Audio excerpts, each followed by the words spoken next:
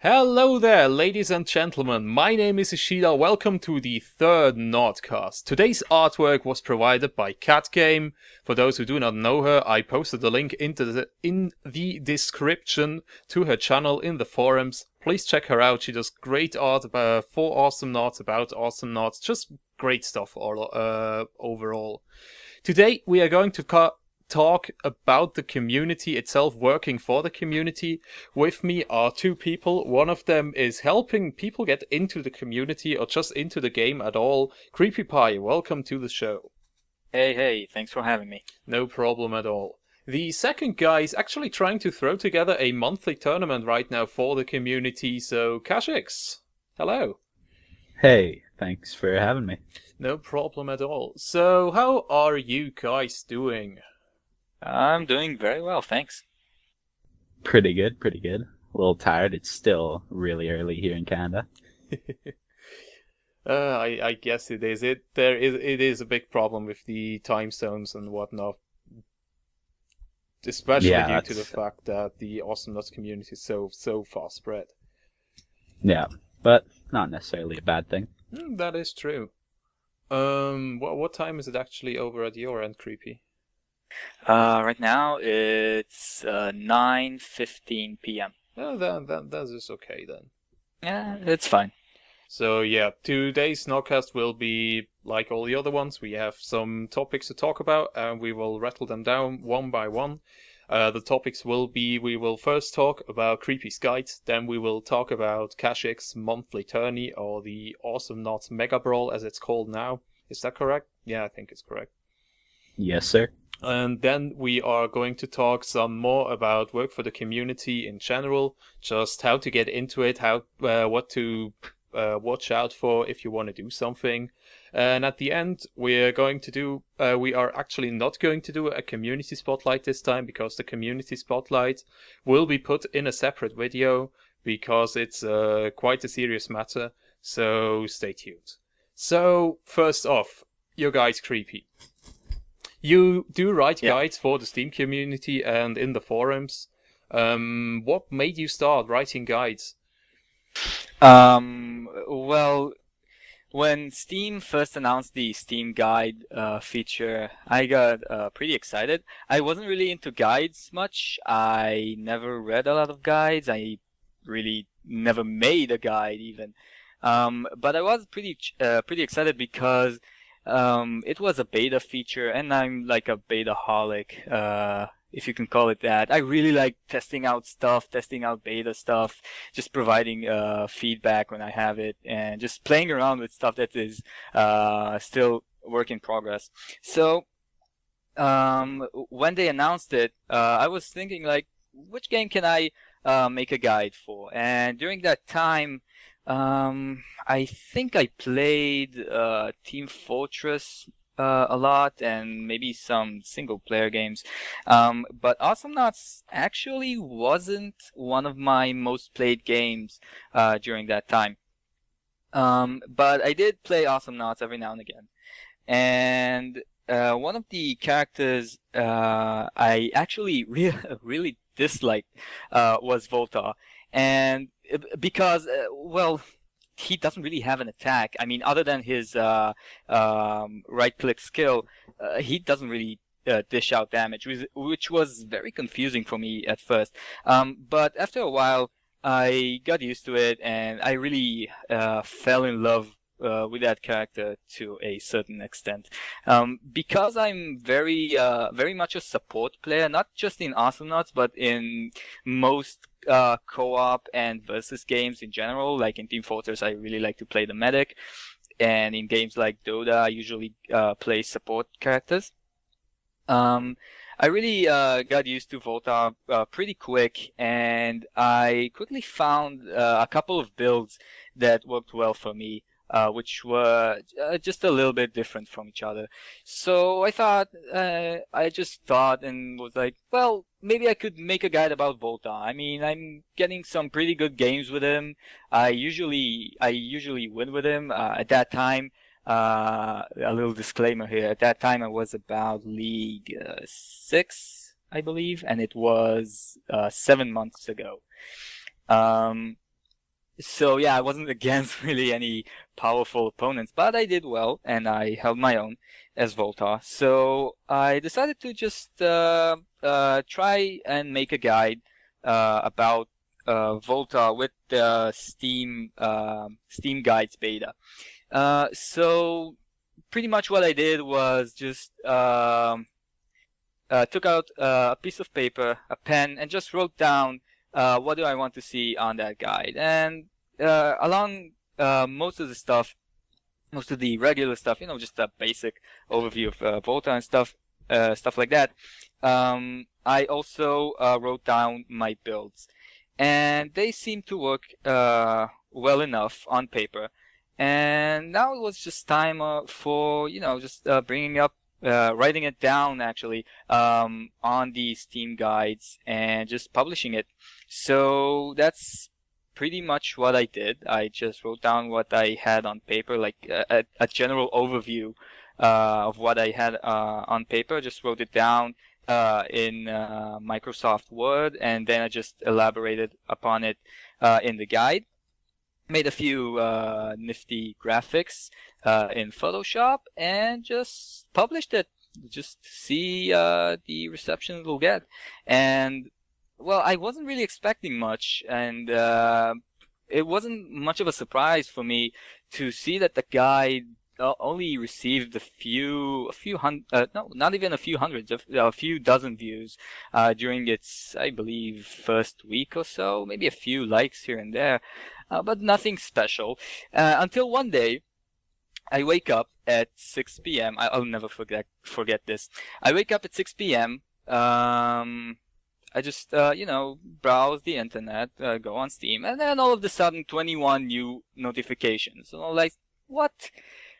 21 new notifications? That must be, I don't know, spam bot invites. But no, there were actually comments. And when I looked, I saw a lot of comments and actually more than 2,000 views over a single night. More than 2,000 views for my Pocket Volta guide. And I just couldn't understand what was going on. So just a minute later, I was just browsing Facebook, and since I follow Steam on Facebook, I saw the post showing that they have published the Steam guides, and they've made like that launch page that they do for any new feature. So I just looked at it, and bam, surprise! My guide was one of the featured guides there, and that was just incredible. Just an incredible feeling, an incredible surprise for me. Just really made my day, made my week even. And from that point on, I was just very motivated to keep on going and make more and more guides, since people really seem to like it.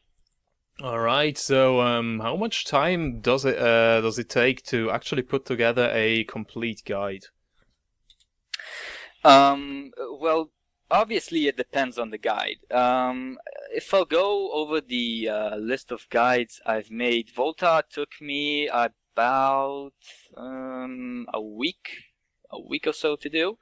Ray Lynn's guide also took about a week because I really liked Ray Lynn as well, and I started working on it just a few days after I got that huge view bonus thing for the Pocket Volta guide. And from that point, I actually covered all of the characters I can actually play. And I was stuck with, okay, what am I going to write a guide about now? Because I really want to write more guides because people really seem to like them. So from that point, I started writing the From A to Knots, a Beginner's Guide, which took me 2.5 weeks or so. Of course, when I say a week and 2.5 weeks, it's not constant work. It was about between 2 to 4 hours of work per day if I was lucky. The From A to Knots Beginner's Guide actually took the most amount of time for me because it covered all of the basic aspects of the game, along with pictures and descriptions and whatnot. So that took a lot of time. And then there was the Bring Your A-Team team composition guide, which took me a little less because I just had this list in my head of proper compositions. So that took me about a week and a half because of all the graphics and the explanation of the different composition. And finally, there's the the manly man clunk guide, Which is, which well, if I may add, one of the best guides ever written for every game ever. thanks. Yeah, I was really happy to hear that. I actually was very afraid of publishing this guide because I was afraid that my sense of humor there just wouldn't be enough, and just wouldn't make people laugh. But it did, and I was just really happy that it worked. And it took me about a week or so to do. Yeah, that's pretty much it. All right. So, what is your general modus operandi, your way of working on a guide? So, how do you proceed when you start on a new guide? So if you've read my guide, you probably noticed that there's a very preset pattern for how the guides look and what's in them. And when it comes to character guides, I pretty much stick to what I came up with when I made the Volta guide. It pretty much includes just a general introduction, just welcome to the guide, here's what you should expect, here's what you shouldn't expect.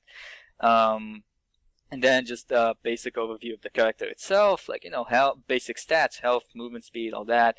What the character is good for, what the character is a little bad for, not good with. And then just covering the different abilities, the items, their effects, some general tips for the abilities, and then finally, like the meat of the guide are actually the builds. And I always try to come up with at least 2 different builds, because having just a single build is something that I think is wrong, very much so in any Dota, not Dota, but MOBA games, because the playing field and the characters you're up against and all that changes every match.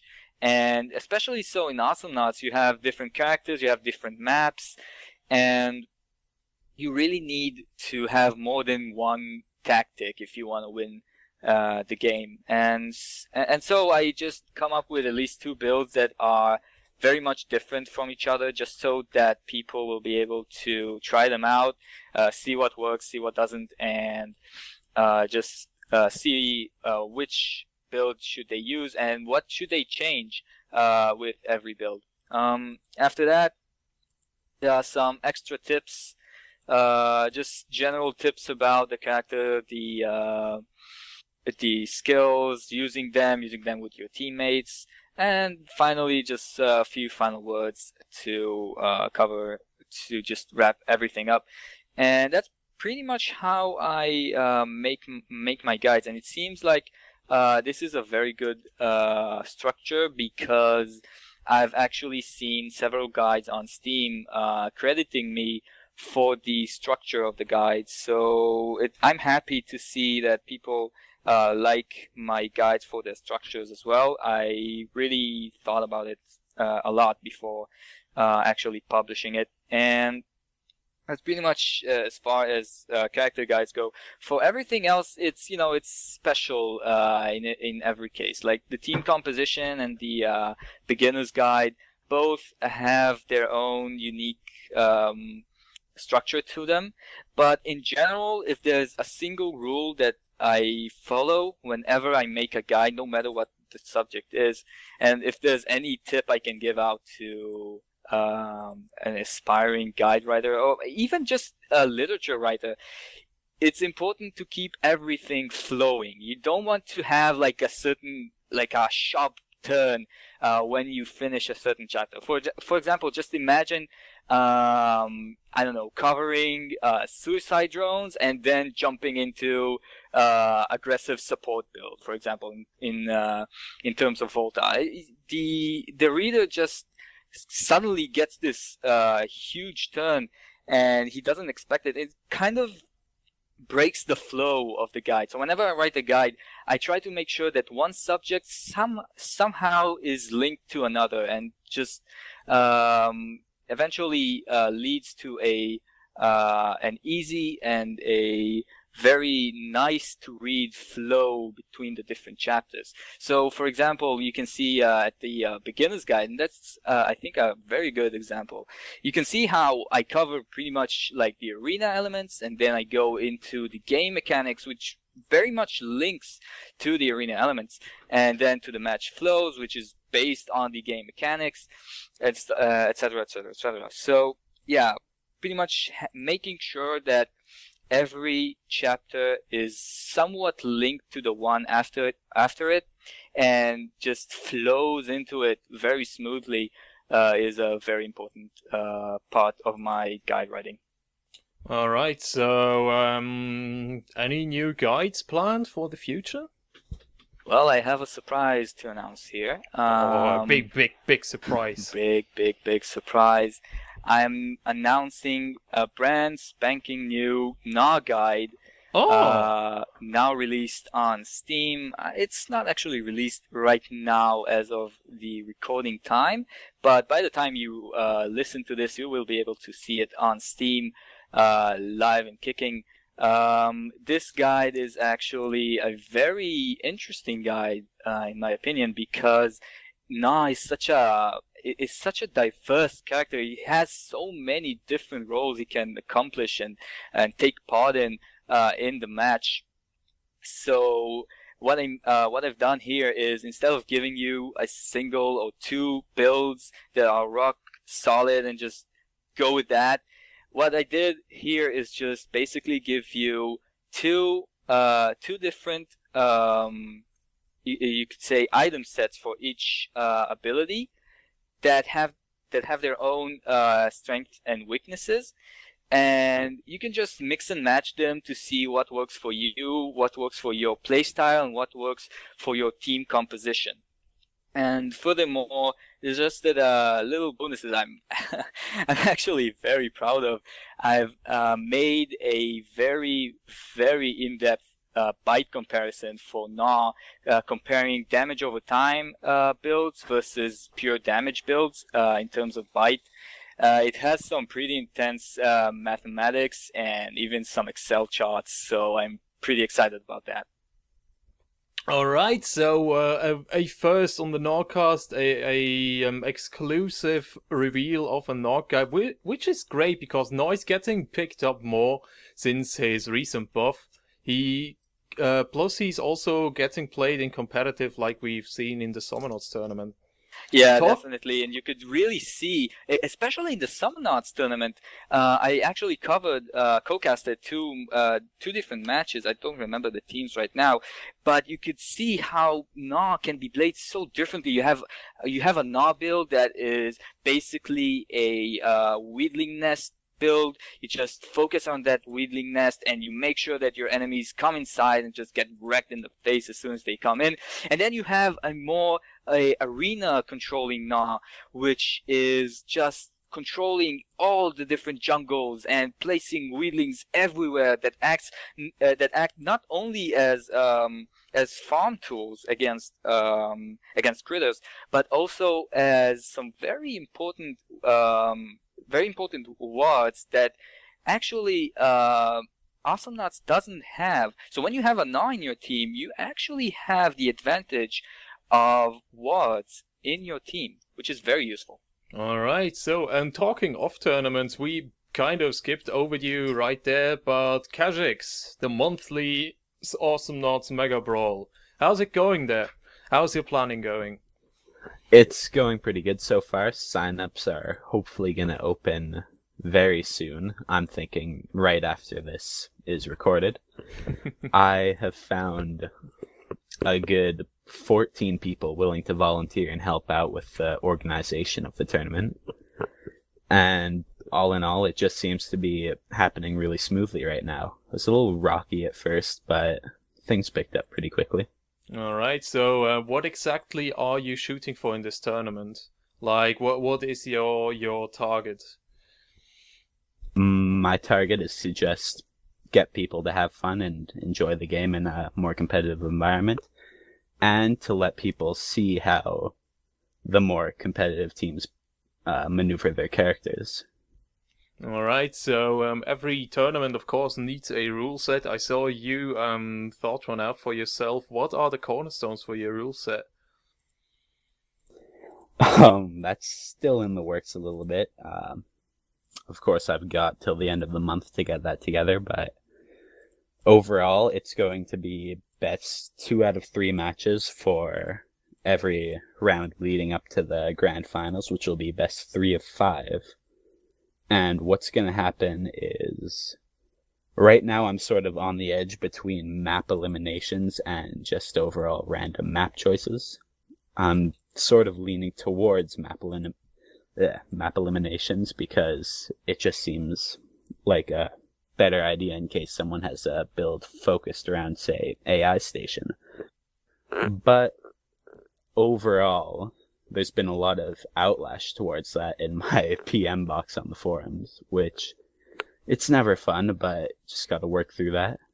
And yeah, there's gonna be not bans, so you can't just stomp your opponents with one build over and over. You gotta be able to play with at least 2 different characters if you want to win this tournament. Alright, so you are also incorporating the ban system after Summernauts. Yeah, that worked. It seemed to work out really well with that, and It does work really out like really the idea well right now. So yeah, so there seems to be quite a lot of tournaments happening right now, like Summernauts and some other tournaments that dropped didn't really catch drift. So how will you make sure that the Awesome Nauts monthly Megabrawl will live for more than just one season, and you guys can stand out against like one of the titans, against the titan that is APL? I am not going to try and compete with the APL. They're just too big right now. For standing out against other tournaments like fan tournaments or Summernauts, I'm also not going to try to do that, because I'm sure there's still going to be people who want to participate in a monthly brawl, let's put it that way. And it's just me trying to kickstart the competitive scene, because this is a really great game and I want more people to enjoy the more hardcore side of it. Alright, do you even see yourself maybe cooperating with, I don't know, APL or Summernauts, like a cooperation? The winner of the Mega Brawl from the month before the APL starts gets a free seed or a higher seed, something like that. I'm gonna try. There's been some goings-ons in little private chats between me and the organizer of Summernauts. I'm not gonna say anything yet because nothing's been established, but there's definitely something happening there. All right. And so we'll Oh, sorry, go on. No, please. The Mega Brawl likely won't run in the same month as the APL, just because I really enjoy spectating that tournament. It's a lot of fun. All right. So I saw on the forums you're actually going to split Europe and America there. What is the reasoning behind that? Ping. Ping. All the ping. All the ping. I'm sure you've played against those people with 300 ping from over here in North America. Yes. It's no fun whatsoever. That is true. We actually had some problems in the Summernauts as well with that. And I think it's a very, very good choice because, yeah, talking about the ping, but plus you can do just create a more competitive environment that way. Yeah, that actually, it wasn't my idea to begin with. Someone commented that on the forum post, and I'm really glad they did. All right. So, are you still looking for people, or are you already filled up? We still need one more North/South American caster, just so that we have that part covered. As far as just volunteers with the organization of the tournament goes, we are completely full with multiple people that are going to be monitoring the sign-ups and just enforcing the rules on other teams. And yeah, everything's good to go. All right. So how are you? Are you planning on supervising the whole tournament? Are you going to be sending a helper to each match, or are you going to do it like other tournaments and just let those people play and report to you afterwards? We are hoping to be able to stream these matches like with Summernauts in the APL. Unfortunately, there are going to be teams that won't have people who can support a live stream. So we're definitely going to find a way to work around that. If they do end up reporting back to us, we just ask that both teams reassure that everyone followed the rules and nothing bad is going on. All right. Good. So I think we can now move on to the open discussion about community work. So for both of you, how do you guys experience working out something for the community? Were there any stones you tripped over, or like, I don't know, problems you experienced or got help really quick? Tell us about your stories. Well, I think that basically the biggest hurdle to overcome when it comes to creating something with and for the community is just basically starting it. I had a ton of ideas for different community videos and different community projects and whatnot, and at the end of it all, most of them didn't really bear fruit. Even though some of them were posted on the forums. If you may remember, some of you may remember a video idea for something called Earthquake. I actually even received the voice recordings from different people from the community who generously contributed their voiceovers for, if I recall correctly, Lone Star, Leon, Skoldir, and Froggy G. And I still have them, by the way. I didn't lose them. I know exactly where they are. I've heard most of them. But at the end of it all, I just couldn't find the time or the ability actually to start working on it. And that's really, I think, one of the biggest issues when it comes to making something for the community. Just finding that I wouldn't say motivation, but having that that fire burn in you that just tells you to go forward and do it because you want to do it and because it'll be awesome and because people like it and because sometimes that fire just dies out and it might spark back on and flame on again one day, but it's something that happens, I believe, to everyone in different forms and in different ways. And eventually, I think the biggest achievement is overcoming these and pulling through, which is what I did with the Saving Private Raylin video. All right, so how about you, Khashix? Did you find any resistance there, or did you get welcomed with open arms? Oh, there's always going to be resistance. Even just posting on the forums, there are times when I'll type out my message and hit cancel because what if the community doesn't approve of what I'm saying here? Like there's that sort of fear there that they won't welcome you in. But in the end, if it's something you really, really care about and you, like Creepy said, have the drive to get going, then you gotta go for it and see what happens. Do you guys think there could be made any changes to make working for the community actually easier, or do you think it's good like it is right now?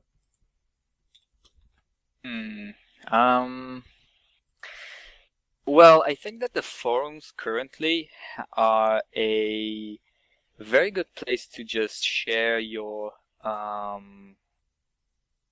community work, just the fan art and the fan fiction and the videos and the guides and whatnot. It's a very good platform, but the problem is it only reaches those who browse the forums. And let's be honest here, for every person who browses the forums and plays Awesomenauts, there are, I'd say, at least 10 or even more people who play Awesomenauts and don't even know of the forum. So I think if there were ways to better publish and share and post your different contributions to Awesomenauts, that would be great. Now, one of the options is Steam, with the Steam workshop, the artwork, the video section, the guide section. As I said, it is there, but I still think that it just isn't adequate. Khashix, any addition to that? Well, there's really only so much you can do with a community of this size. I think Ronmo's actually doing a great job of enforcing community contribution. Like, you go to their website, and on the sidebar there's an ad for the APL, there's a Knots builder link, there's all sorts of stuff. So they definitely enjoy the community input, and they're trying to get it out there as much as possible, but there's really not enough people to have that happen the way they want it to. I agree with Khashix. Ronimo Games is doing a fantastic job of just publishing and featuring different community projects, from the smallest of fan arts that are really cool but only got just a few posts on the forums, to ginormous streams and competitions like the Summernauts, and all of these different stuff, which is awesome and is very much appreciated, not just by me, I believe, but by everyone who plays Awesomenauts, not just those who browse the forums. They're doing a fantastic job, but I still believe that there is room for improvement, not from Ronimo themselves, but just in general. There could be more ways of publishing and sharing and exposing all of that fantastic content to different people. Some of them might not even play Awesomenauts and just get into the game through that. But I think time will tell just how we find the ways to do that.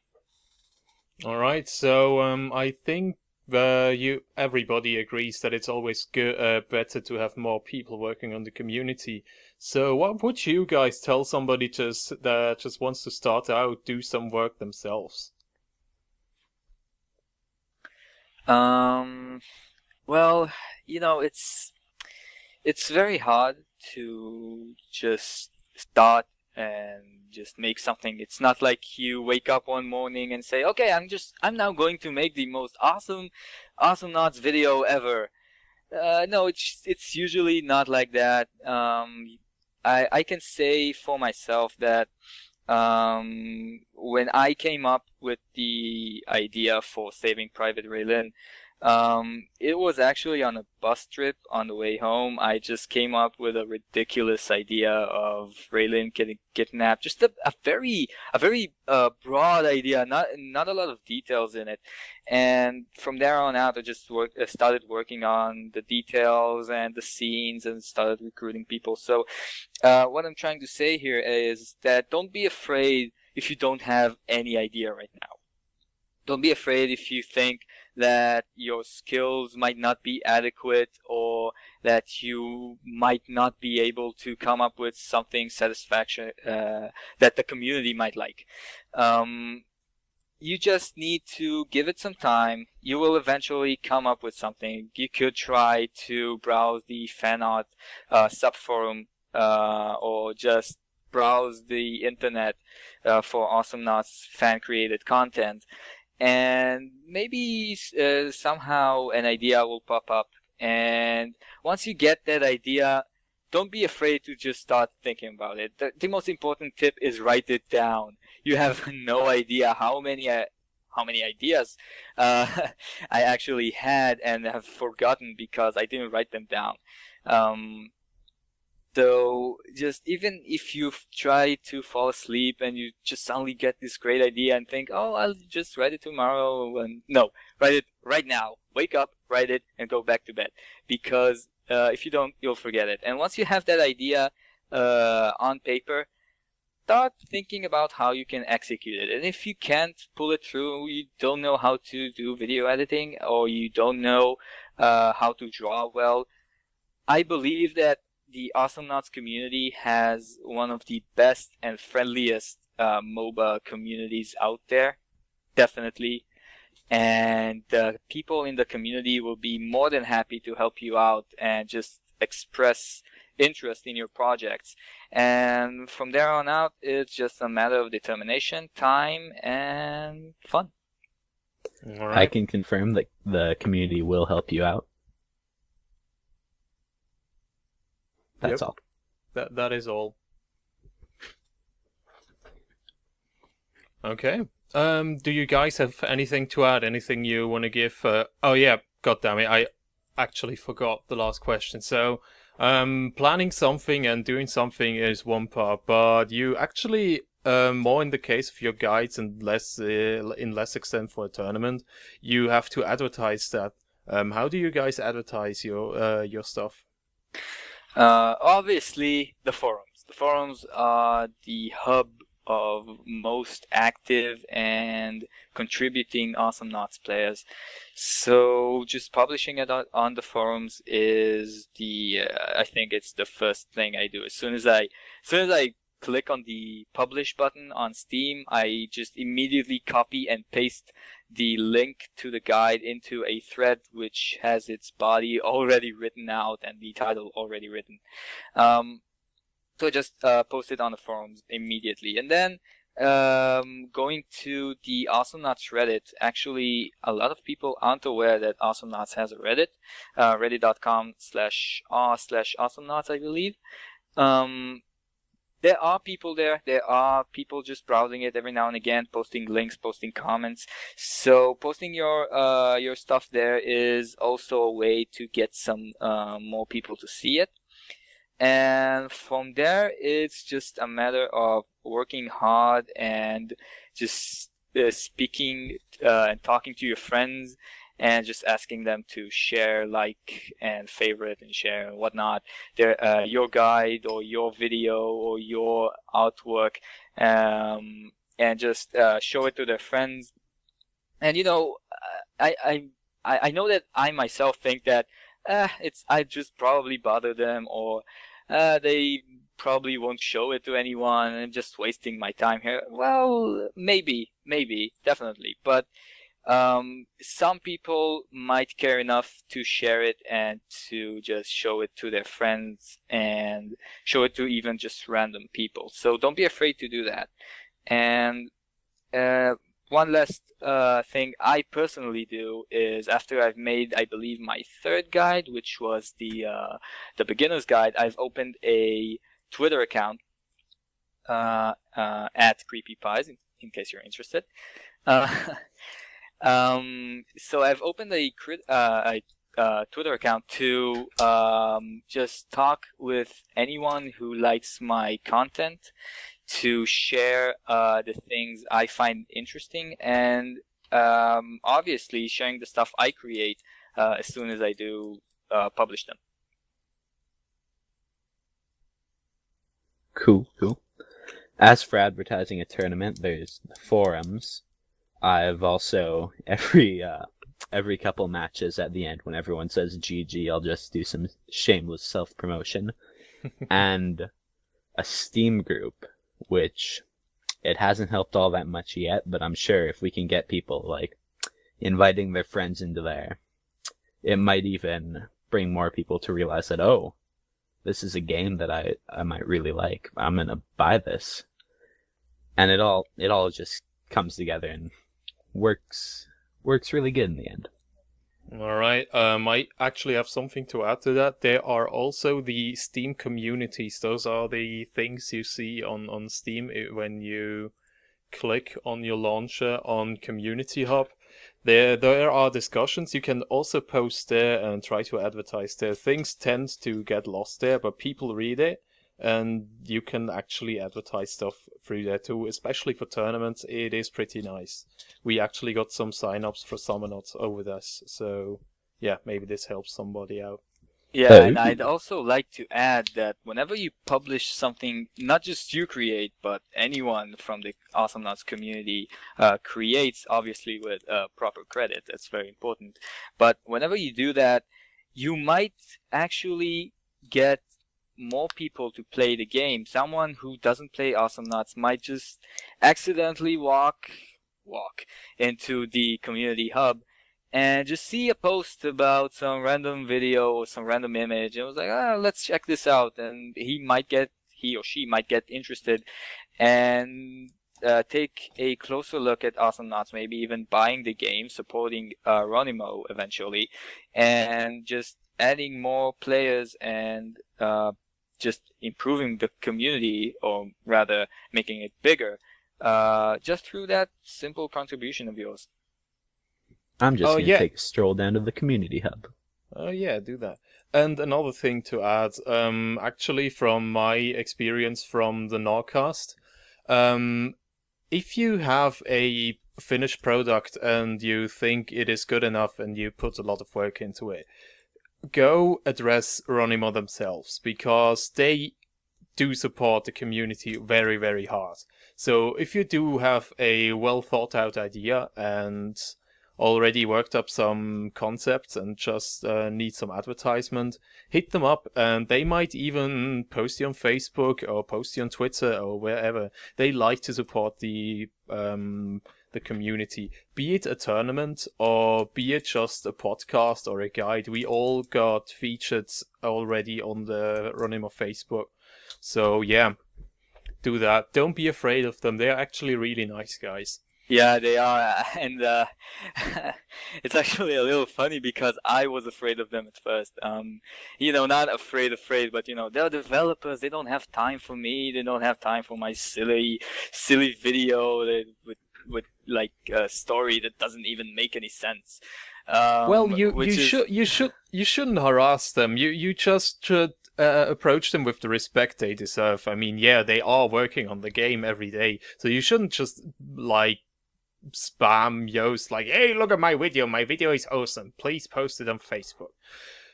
Exactly. Just approaching them, maybe with a single tweet, just mentioning them with something you create should be enough to get their attention. You shouldn't really bother anyone, not just developers, even just friends or random people on the street. You shouldn't really bother anyone to just, hey, look at my stuff. No, it just doesn't work like that. It just makes people angry, and you just lose your respect. Yeah, but if you put a lot of work into it and go to it like my keyword is always professional, because if you approach people professional and show them that you put a lot of thought into that and that it's really serious for you, they will consider advertising you, even if they are like the developers of the game itself.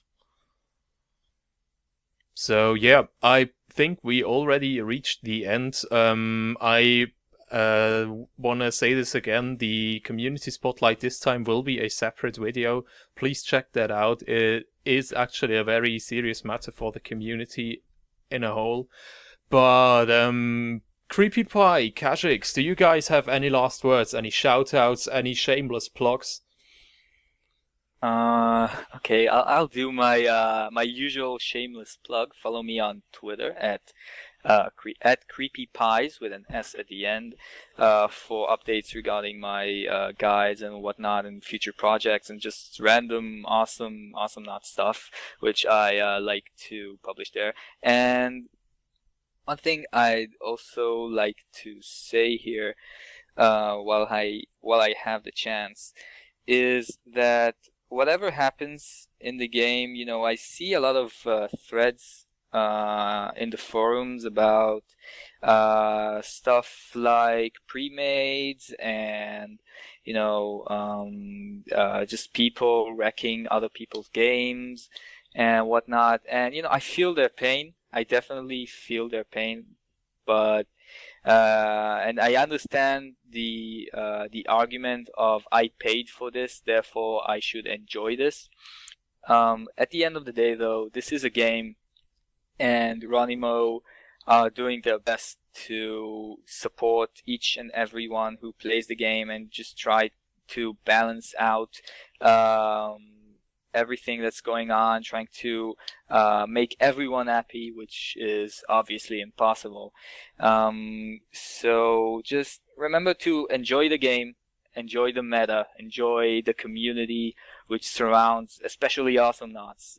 The community is just incredible. I really can't say enough good things about the community, especially after the warm reception of my guides and the immense help I got with making the Saving Private Raylan guide. Saving Private Raylan video.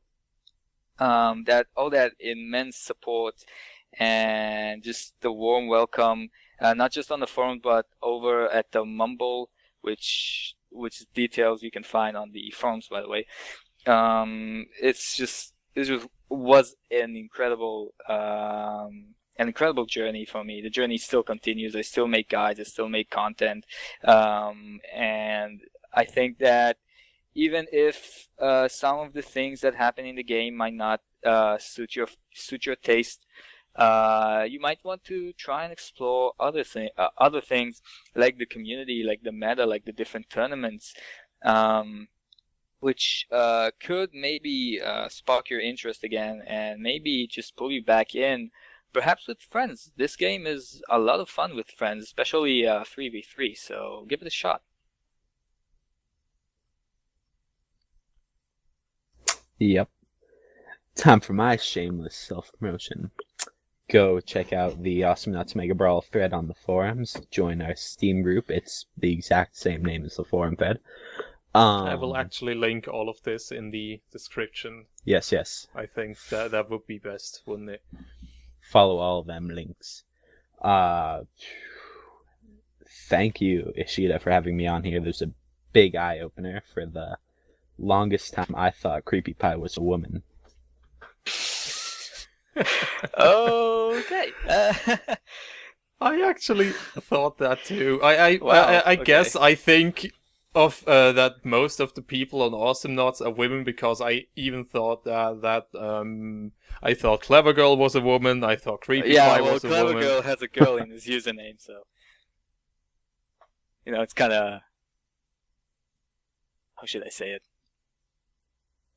Everyone's a woman. Obvious. Yeah. Anyway, sorry, I'm always interrupting you. I'm the worst okay, host ever. But yeah, latency. I'm actually surprised people think I'm a woman. I don't think I gave any womanly signals, if you will, in any of my guides or posts. Well, you do have a womanish face there on your Steam account, so the that's Steam avatar. Yeah, I suppose it is. Yeah, it actually is. A little womanly, I suppose. But yeah. Yes. All right. So, any shoutouts from anybody? Once again, I'll just take the chance to thank the Awesome Knots community for just supporting my guides, supporting my Twitter account, following me there, reading my guides, watching my videos, supporting my threads, and contributing both in acting in-game and acting in terms of voice acting. I really appreciate it. I wouldn't be where I am now without you guys, seriously. And yeah, just thanks for everything, and thank you, Ishida, for having me here. Always happy to help out the community like that, and just as Khashix said, like being the eye opener and just giving focus to stuff that is important, or I deem important. Yeah.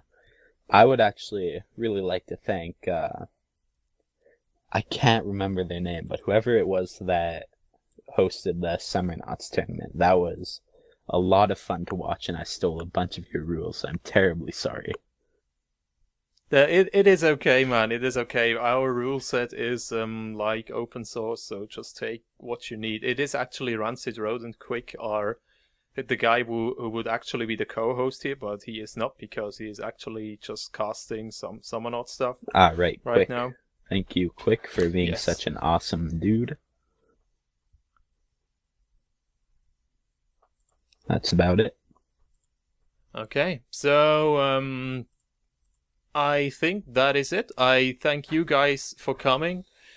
It was really fun talking to you. The next Nautcast will again be come up in about 2 weeks. I am not really sure who will be on, but I have some ideas who I will get on. If I know anything certain, I will post it in the thread. Make sure to follow that thread.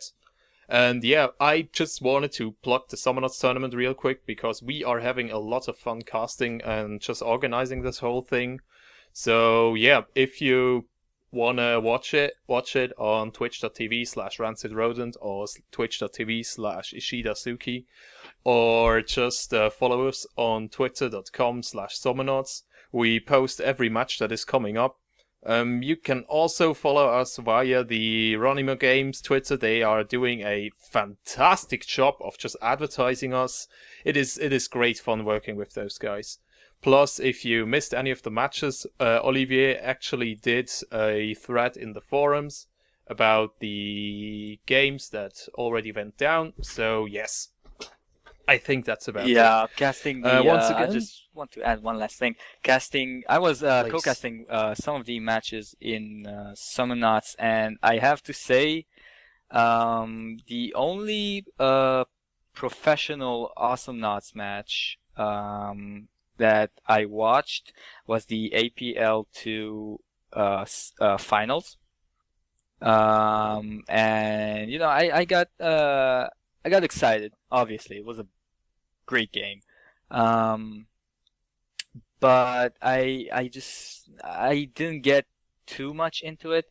But after just watching some of the Summonauts games, co-casting some of them, I'm just all in with this stuff. It's just some incredible games going on, some amazing turnovers, games going, just a team stomping another team on one round and just the complete opposite on the next round, and some very amazing victories and tragic defeats. And it isn't even over yet.